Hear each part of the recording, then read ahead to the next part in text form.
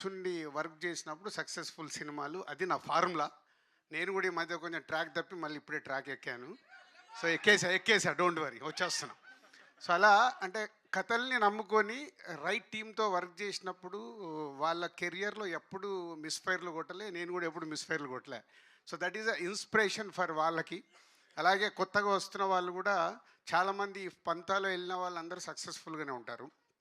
So ఈ point ఎందుకు చెప్తున్నానంటే 'మిర్చి' సినిమా తీసినప్పుడు వంశీ ఫస్ట్ ఫిలిం నాకు కథ వినిపించాడు.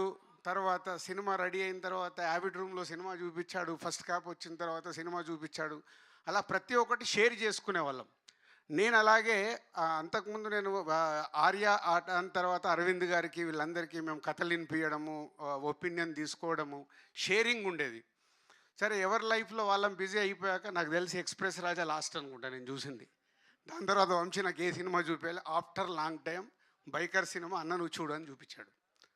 నేను ఎందుకు చెప్తున్నానంటే ఎప్పుడైతే ఇందాక అభిలాష్ చెప్పినప్పుడు నా వంశీ సినిమానో వాసు సినిమానో నేను ఈజీగా గెట్ చేయగలుగుతాను. నేను మీలాగా అక్కడ కుర్చీలో కూర్చొని చూస్తాను. నాకేం ఎమోషన్ ఉండదు.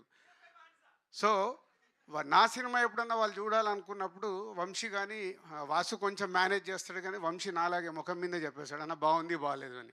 మోమాటం ఉండదు. సో ఈ 'బైకర్' చూసినప్పుడు ఆఫ్టర్